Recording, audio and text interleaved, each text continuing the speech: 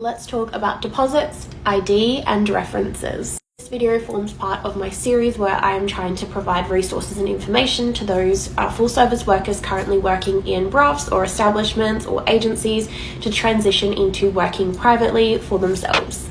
Now, at this point in the series, we're going to assume that you know how to screen a client. Now, this is not information that I can post on the internet, and as much as I wish I could, it would just allow clients who already follow me access to that information. Them having access to what we do on our end means that they're able to work out how to get around those security measures. It would not just put me at risk, but our entire community would be at risk by me publicizing that information in this manner. There are resources and government run organizations that you can go to that will teach you how to do these things, as well as other women within the industry who advertise themselves as mentors. They can teach you how to screen. So at this point, we're going to assume that you have screened a client. We're going to start talking about deposit methods, okay? So I always recommend that you get a deposit. Now, I know not everyone is in the same position within the industry, and some locations and some price points, it is more and more difficult to get a deposit out of a client, okay? And we're going to get into some other options that we have if a deposit isn't working. Generally, at my price point, someone refusing to pay a deposit is a time waster, but I understand that, especially when I've toured through places like Newcastle, it's hard to get deposits. Tasmania, when I've tried to tour there, was hard to get deposits. There are some places where deposits are just not the normal and they are very skeptical. Especially if you are blurring your faces in your ads, you get it even worse. So let's talk about if you're able to get a deposit. And this doesn't have to be a massive deposit. For me, I take a $200 deposit, but I know workers who take $50. I know workers who take a $10 deposit. It's just the deposit, the principle of the deposit. So even if it's only $10, it's still showing you that that person is a serious customer and not just a time waster. You can take these deposits a few different ways. My number one recommendation is Beam It.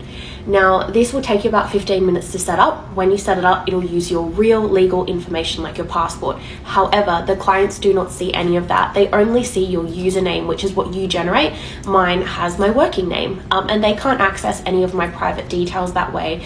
And this is instant. There is no way for them to reverse it. And if I have to refund a deposit because I'm cancelling on them, I can do it really fast through this app. Now, second method will be the obvious bank transfer. When a client bank transfers you a deposit, you'll be able to see their full legal name. They will not be able to see your legal name unless you are sending them that money back for a refund, which is a tricky thing.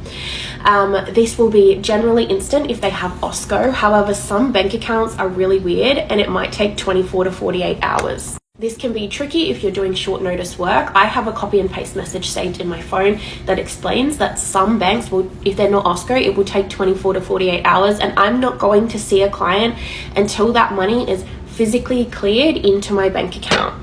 Another method is cash deposit through an ATM, which is something Commonwealth Bank does. They can simply go to an ATM with my bank details and deposit the cash into my account. This is great for guys who like to argue and complain that, they don't want their wife seeing the transfer, or that it's a business account and they don't want them knowing where that money is going.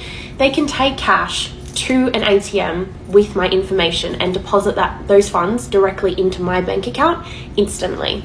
Now, outside of these, I know some workers will take, I believe it's pronounced Prezi or Prezi gift cards as deposits. This is not something that I do. However, I do use their platform in order to receive gifts and things through UPay. So I know they are completely reliable. Once you have that email saying that, your gift card is here and you click to add your gift card to your wallet, it is there and it cannot be reversed. So if this is something that you want to consider, I've used the platform and it is legitimate. Now, it's very hard because I know that the deposit is, a great sign that you're going to be safe, a great sign that a client is reliable. But I know that the position that I sit with my privilege within the industry is not the same as everybody else. And there are girls that are, in a position where they are unable to get a deposit. Maybe their face is blurred, maybe they work in a location, maybe they're at a price point where deposits are just a tricky thing. So I have a couple of other options here in order for you to, prove that a client is legitimate. One of those will be getting their photo ID. Now, obviously, Some clients are going to be hesitant about sending this, but it is another option if they're not willing to pay a deposit. It does not guarantee that they are really going to show up or that they are 100% serious, but you are kind of reducing the odds of having your time wasted by having this. I personally collect them if I'm going to a private residence for an out call. If I haven't seen the client for an in call or at a hotel in the first place, then I get these. It's great for your safety to know if something goes wrong, you know exactly who that client is. And I know workers who require these as an essential for any booking. They have to give their photo ID. Personally, for me, the only time I will take them is if it is a private residence out call. A lot of high profile, well-known clients, people who have a lot at stake will not be willing to send IDs, but it is always a valid other option if you cannot get a deposit. Or if you are very scared, you're very new and you just want to know who you're going to see, I think it's a reasonable thing to ask for. Now let's talk about something else that I don't see spoken about a lot. However, this is kind of common practice. In my experience, I've done many of them. These are called references. Now, this is where you essentially contact a previous provider that they have seen, and they tell you that they've really seen them, that they were nice, that they behaved, etc., right? I've done probably 50 of these in my time for different clients, and I have no issue doing them. I think it's a really great concept. However, not all providers are open to doing a reference. Some of them may charge the client for their time doing the reference, and that's totally their prerogative of how they want to run their business. But I think it is a way that us as a community of girls can keep each other safe, okay? Now, essentially, you can say, you know, you're not willing to pay a deposit, you're not willing to send me ID. Do you have a reference from the last provider that you saw that I could contact and discuss with her, you know, how your booking went or that you were legitimate? I take these as a second option for the out calls to private residences. I'll also take one of these instead of photo ID, and I will look up that provider and see how legitimate they look. You guys will know what I mean as another full service worker, if their ad looks legitimate or not, or if it looks like something this guy has just set up himself, okay? And then from there, I will go and contact that worker, say, hey, you know, my name is Lilith Lodge. I'm a worker in Brisbane. I have a client here by the name of Ben. His number is, you know, blah, blah, blah. He said that he's previously seen you. Would you mind giving me a reference? You know, is he reliable? You know, was he well behaved? Did you have any issues within that booking? I have never once had to give a bad reference, and I have never received a bad reference about a client.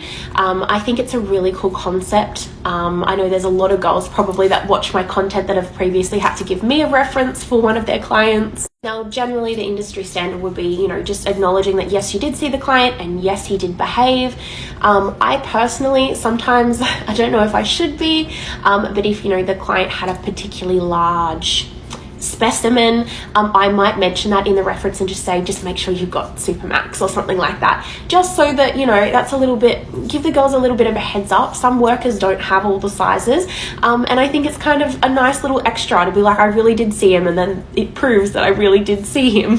Obviously, with these, you want to hold weight on how legitimate the provider seems, but I do think this is another great option if you're really struggling to get deposits in your location.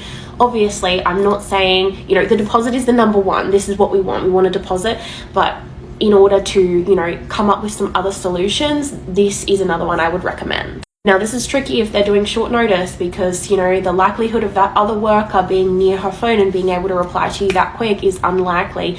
Generally, you know, need about 24, 48 hours to get a reference back, but it's another option. And I don't see these spoken about a lot, so I'm glad we've managed to get that into a video.